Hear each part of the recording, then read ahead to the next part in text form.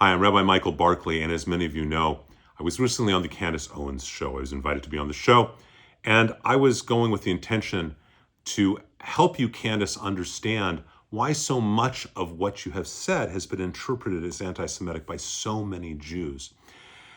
To help you get a deeper understanding through education about why people feel, so many Jews feel the way they feel. I came to build bridges and to hopefully deepen things. But as a friend said, I came to have dialogue, you came to have a debate. I came to build a bridge for understanding and harmony. You came wanting war.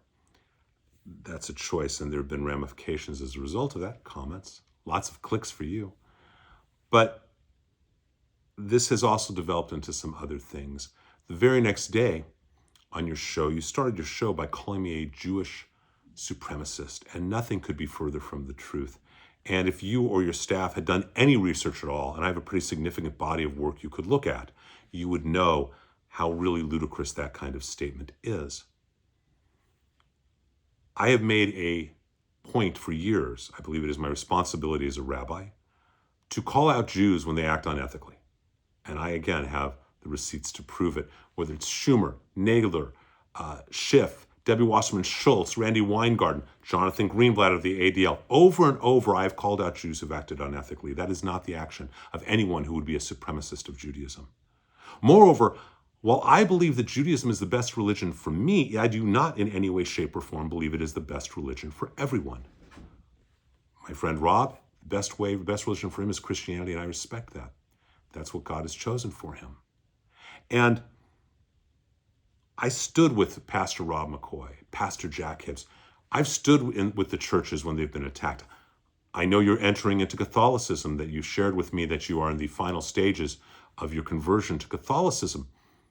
I stood with the Catholic Church when others didn't, including within the church. I wrote articles about the Sisters of Perpetual Indulgence and spoke with Catholics at Dodger Stadium defending the church. I've written articles backing up and defending Bishop Strickland from Texas. These are not the actions of someone who thinks Judaism is better than anyone else or anything else. It's not the actions of a Jewish supremacist. And I think that if you had your staff do that research, you would know that to be true and wouldn't have even called me that. But as a result of that video the next day, as a result of comments that you have made, some other things have happened.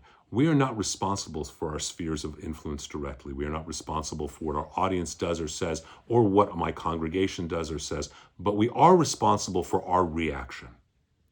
There has been a tremendous amount of hate, thousands and thousands of comments that you have seen, hundreds of comments you haven't seen because they've come in the form of emails or phone calls to my synagogue that are filled with hate and threats as a result of the incendiary language that you have used on your show and fanning those flames.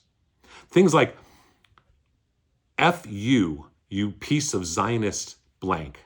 I hope you get killed soon. That's from someone named ay@yahoo.com. Rabbi Barkley engages in psychosexual gang rape attack on Candace Owens. Anti-Semitism is a direct byproduct of Jews who F children. This is by someone named Cheryl Uzumari.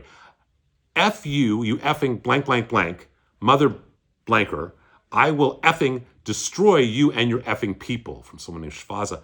These are just some of the comments that are public that you could see on YouTube. You can see in the responses to your posts and the comments. Is that really how you want to enter this next step of your spiritual journey, by remaining silent about those kind of comments?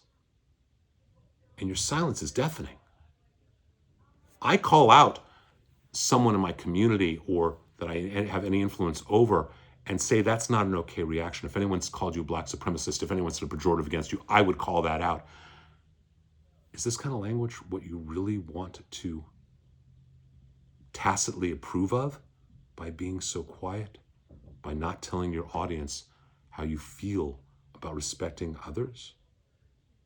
We are here in the midst of Lent, a sacred season for many cultures.